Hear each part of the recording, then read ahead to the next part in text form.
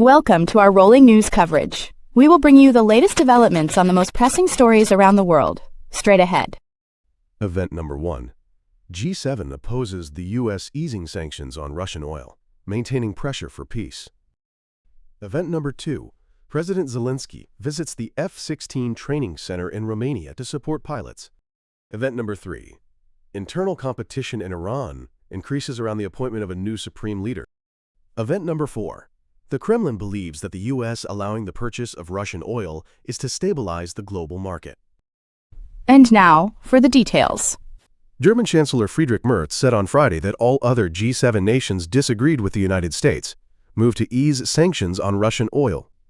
As you know, we had an online meeting with G7 leaders on Wednesday, and 6 of the 7 countries made it very clear that we should not lift the sanctions against Russia. Merz explained at a press conference in Bardufoss, Norway, alongside Norwegian Prime Minister Jonas Gahr and his Canadian counterpart Carney. And we were a bit surprised to hear this morning that the U.S. government has decided otherwise. This is definitely not our view, he said. According to the Associated Press, Norwegian Prime Minister Store argued that pressure on Russia's energy sector must be consistently maintained to compel Moscow to end its invasion of Ukraine. He stated that the Russian side needs to feel the pressure to bring them to the negotiating table to accept a ceasefire and a just and lasting peace.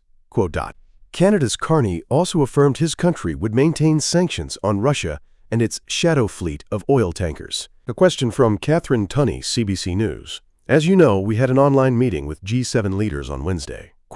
And 6 of the 7 countries made it very clear that we must not ease the sanctions against Russia.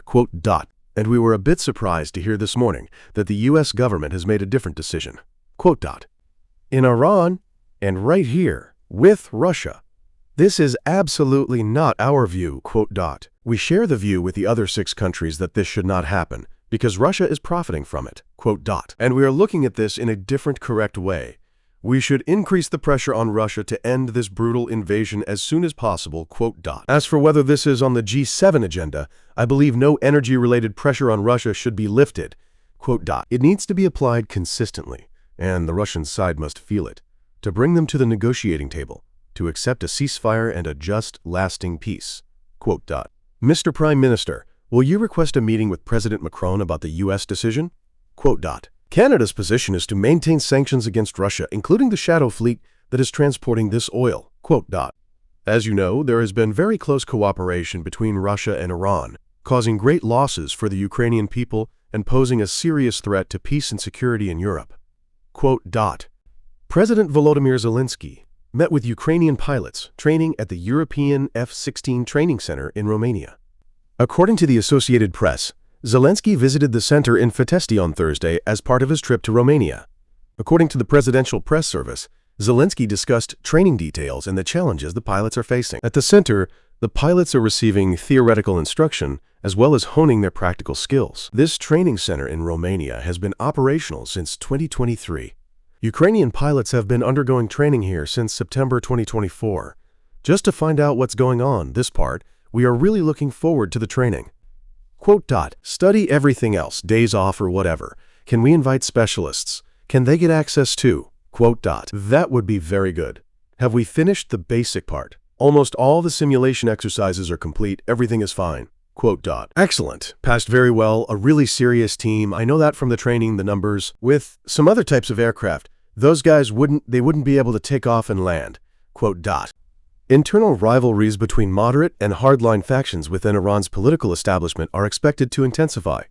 However, these conflicts may become less publicly visible following Mojtaba Khamenei's appointment as the new supreme leader, according to an exclusive assessment by Beni Sabti from the Institute for National Security Studies. Sabti said the tensions within the ruling system have become particularly evident in the last few days. For the last 2 or 3 days, the confrontations between different elements of the regime have been quite serious, he explained. There were figures who opposed the selection of Mojtaba Khamenei as the new leader. But in the end, the hardliners gained the upper hand in his appointment, which reflects their strong influence in decision-making.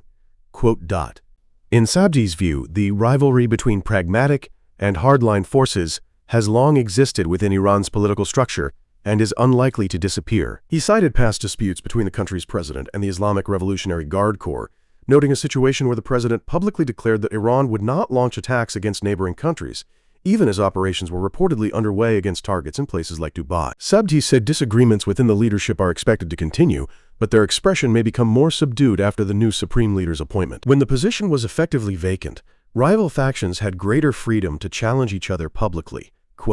With a successor in place, he believes those conflicts will largely move behind the scenes. He also suggested that the temporary leadership council formed during the transition would likely be dissolved, with its members returning to their former posts in the political system.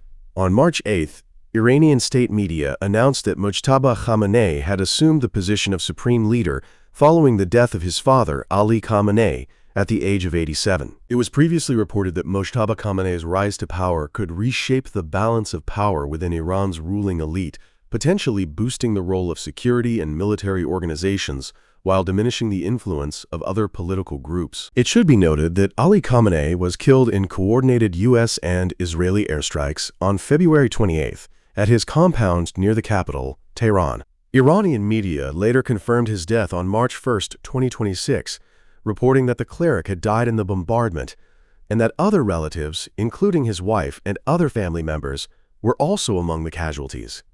Kremlin spokesman Dmitry Peskov said on Friday that the U.S. decision to allow the purchase of Russian oil currently stuck at sea will help stabilize the global energy market. According to the Associated Press, Peskov told reporters that the world is facing a growing energy crisis, noting that it is impossible to stabilize the market without large volumes of oil from Russia. In a separate development, Peskov said the date and location for the next round of trilateral talks between Russia, Ukraine, and the United States have not yet been set.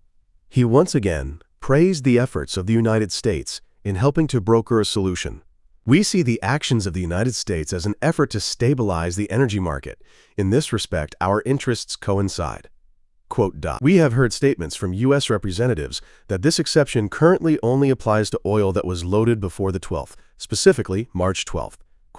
But there have also been statements that, overall, the United States does not plan to lift any oil sanctions against the Russian Federation afterward.